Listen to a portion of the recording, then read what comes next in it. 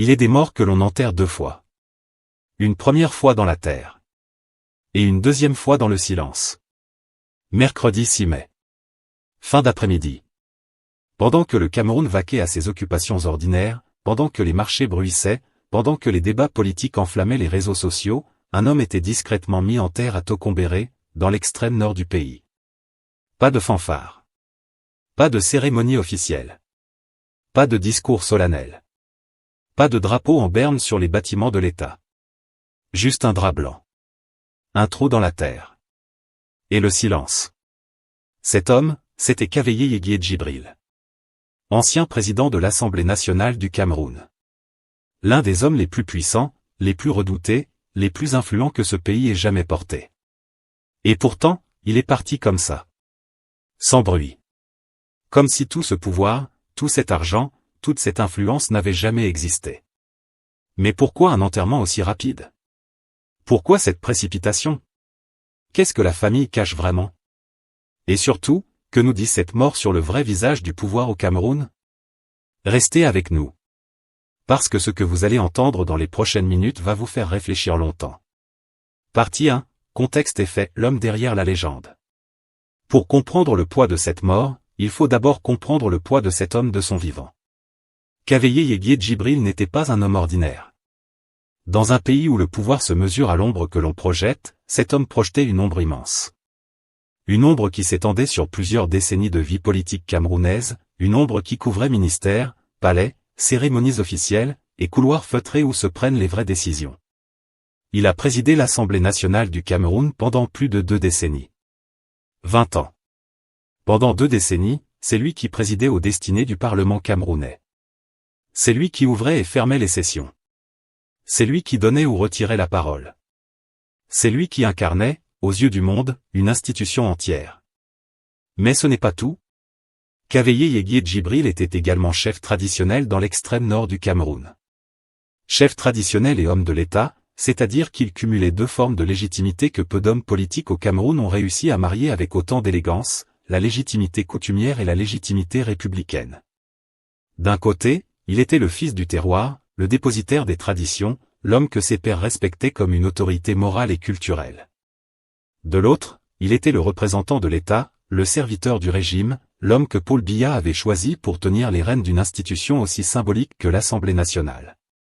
Et cela, pendant des années. Des années pendant lesquelles il a été l'un des piliers les plus solides du système RDPC. L'un des hommes sur lesquels le régime de Yaoundé pouvait compter les yeux fermés. Mais il faut aussi parler de sa santé. Parce que la mort de Kaveye Yeguié Djibril n'est pas une surprise totale pour ceux qui suivaient de près la scène politique camerounaise. Depuis un certain temps, l'homme était souffrant.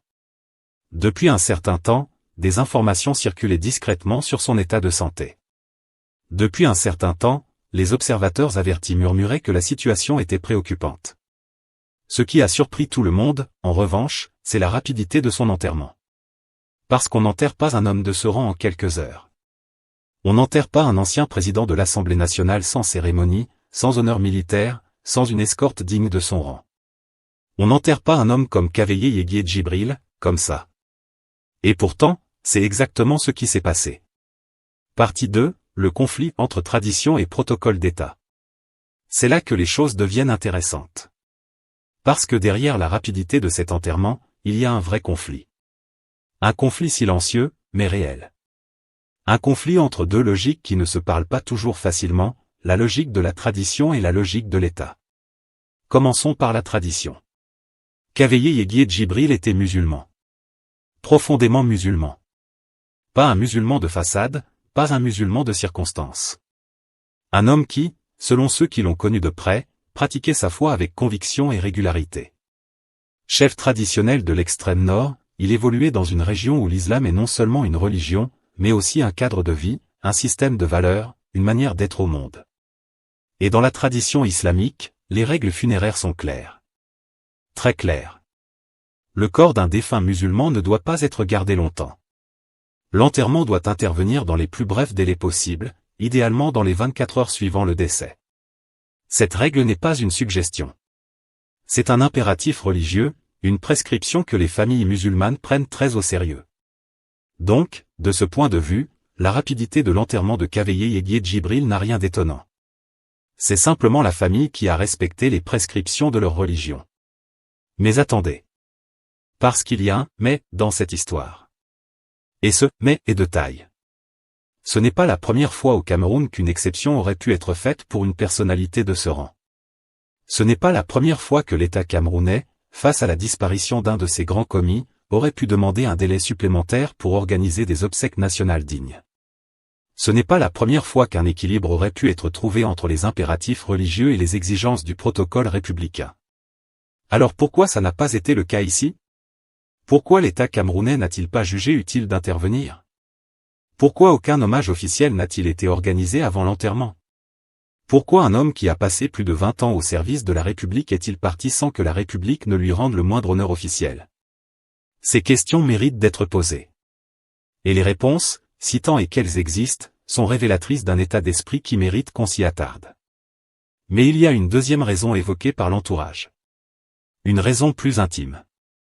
Plus dramatique.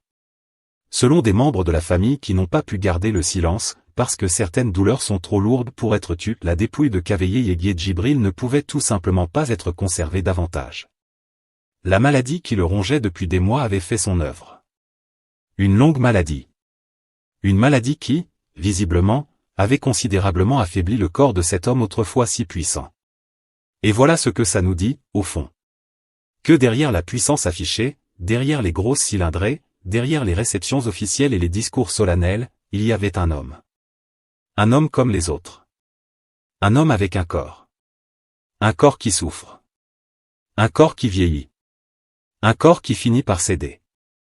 Partie 3, révélation et décryptage, ce que le silence de l'État nous dit. Mais parlons maintenant de ce qui est peut-être la révélation la plus troublante de cette histoire. Parlons du silence.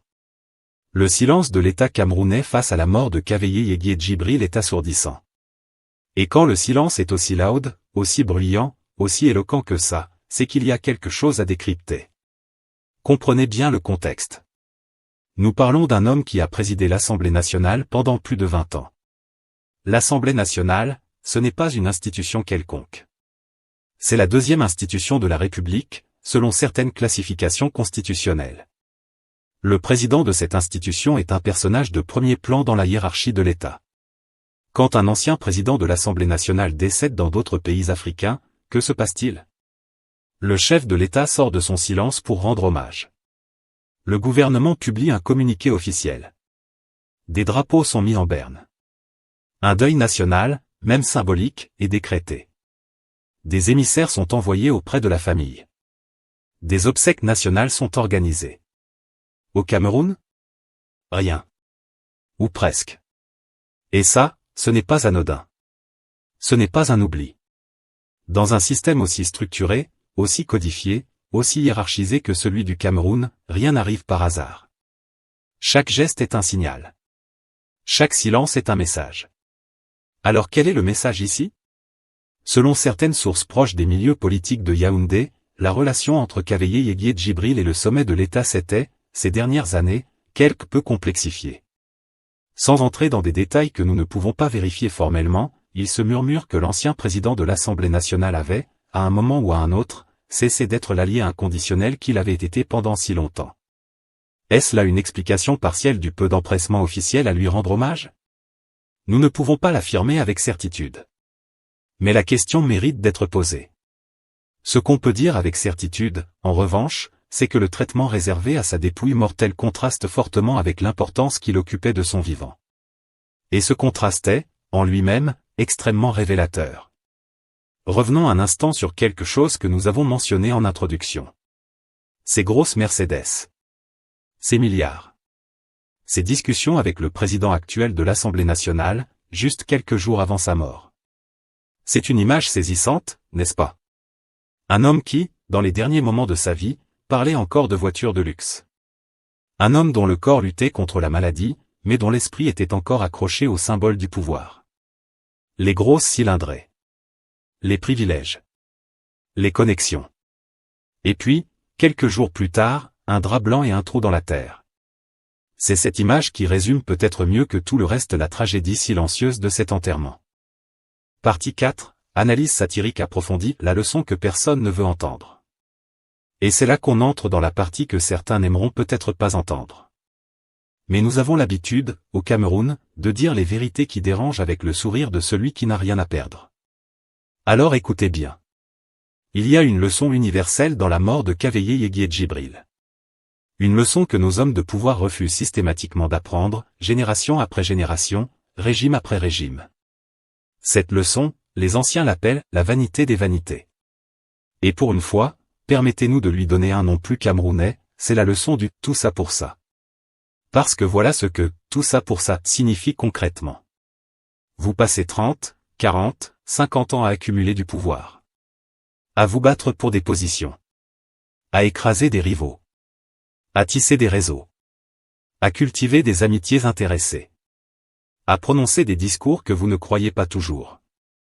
À voter des lois que vous n'avez pas toujours lues. À défendre des positions que vous avez parfois choisies non pas par conviction, mais par calcul. Vous accumulez des biens. Des maisons. Des comptes en banque. Des véhicules de luxe. Des hectares de terre. Des participations dans des entreprises. Des avoirs que vous avez mis toute une vie à construire et que vos héritiers se disputeront quelques semaines après votre mort. Et au bout du compte, un drap blanc. Un trou dans la terre. Et le silence de ceux au nom desquels vous avez prétendu agir pendant toutes ces années. C'est brutal à dire. Mais c'est la vérité. Et il y a quelque chose de particulièrement camerounais dans cette scène. Quelque chose qui mérite qu'on le nomme clairement. Au Cameroun, et nous le disons sans animosité, mais avec toute la lucidité que la situation impose, il existe une culture du pouvoir qui repose sur une illusion fondamentale, l'illusion que le pouvoir protège jusqu'à la mort. L'illusion que si vous avez été suffisamment loyal, suffisamment puissant, suffisamment influent, alors même dans la mort, le système vous reconnaîtra. L'histoire de Kaveye Yeguie Djibril nous dit le contraire. Le pouvoir ne protège pas jusqu'à la mort. Le pouvoir ne se souvient pas. Le pouvoir ne pleure pas.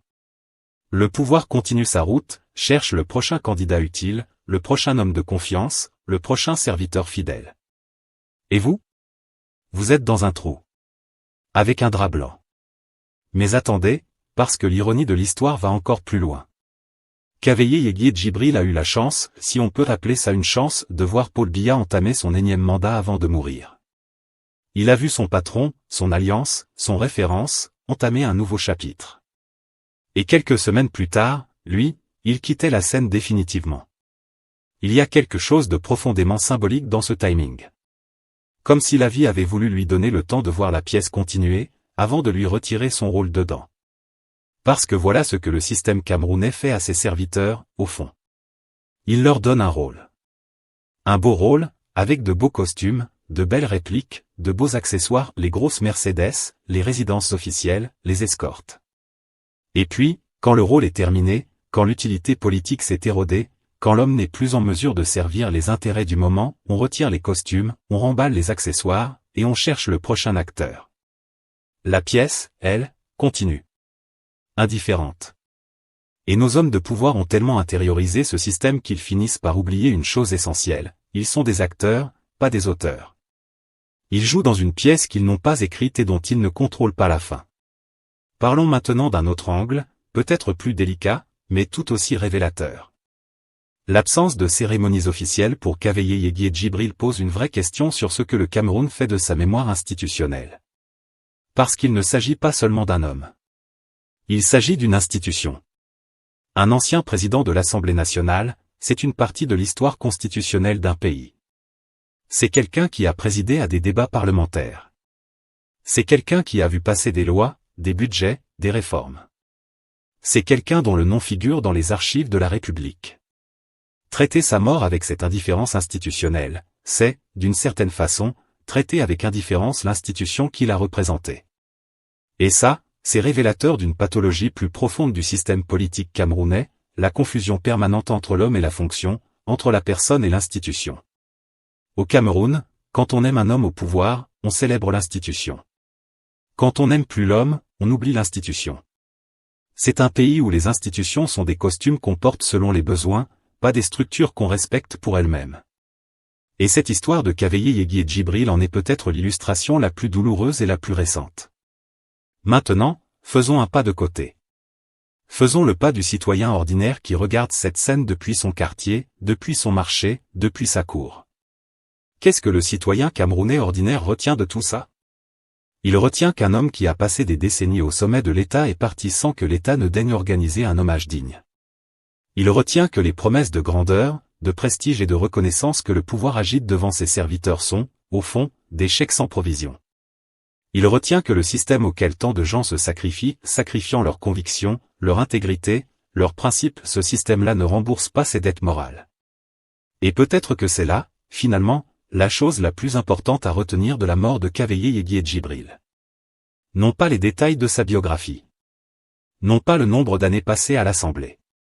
Non pas les positions qu'il a défendues ou celles qu'il a trahies. Mais cette image finale. Ce drap blanc. Ce trou dans la terre à Tokombéré. Et ce silence, assourdissant, de ceux pour qui il a travaillé toute sa vie. Conclusion, la question que nous posons à tous. Alors voilà où nous en sommes, à la fin de cette histoire. Kaveye Yeguié Djibril est mort.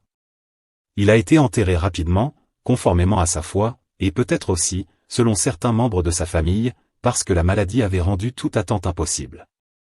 Il est parti sans les honneurs que sa position aurait pu lui valoir. Il est parti pendant que le pays continuait à tourner, pendant que les politiques continuaient à se battre pour des positions, pendant que les réseaux continuaient à se tisser, pendant que le pouvoir continuait à chercher de nouveaux serviteurs. Retenons quelques vérités essentielles de ce qui s'est passé à Tokombéré. Première vérité, la mort est l'égalisateur ultime. Qu'on soit président de l'Assemblée nationale ou simple citoyen, on finit dans un trou. Avec ou sans grosse Mercedes garée à côté. Deuxième vérité, le pouvoir n'a pas de mémoire affective. Le pouvoir se souvient de vous tant que vous lui êtes utile. Le jour où vous cessez de l'être, il continue sa route sans se retourner. Troisième vérité, une nation qui n'honore pas correctement ses anciens serviteurs institutionnels, quelle que soit l'opinion qu'elle peut avoir d'eux, est une nation qui ne respecte pas ses propres institutions. Et quatrième vérité, la plus importante, la vraie richesse ne se mesure pas aux biens accumulés ni aux positions occupées. Elle se mesure à ce qu'on laisse derrière soi dans les cœurs et dans les actes. Et là-dessus, chaque homme politique camerounais devrait faire son propre bilan, en toute honnêteté. Alors voici la question que nous vous posons ce soir, directement, sans détour. Si demain, l'un de nos grands hommes de pouvoir au Cameroun disparaissait, qu'est-ce qu'il resterait vraiment de lui? Dans les mémoires des gens ordinaires? Dans les quartiers qu'il a traversés pendant des décennies? Dans les vies qu'il aurait pu changer et qu'il n'a pas changé? Dans les lois qu'il aurait pu voter pour protéger les plus faibles, et qu'il n'a pas voté? Qu'est-ce qui reste, vraiment, quand le costume du pouvoir est posé, quand les grosses cylindrées sont garées pour la dernière fois, quand le dernier discours a été prononcé? Reposez-vous en paix, Kaveye Yeguié Djibril. Mais que votre départ nous serve de leçon. Une leçon que nous, Camerounais, avons besoin d'entendre. Encore et encore. Jusqu'à ce qu'elle entre vraiment dans nos têtes. Vanité des vanités. Tout n'est que vanité. Si cette vidéo vous a fait réfléchir, partagez-la. Parce que les vérités qui dérangent sont souvent celles qui libèrent. Et abonnez-vous, parce que le Cameroun a encore beaucoup de choses à nous apprendre sur le pouvoir, sur la vie, et sur nous-mêmes.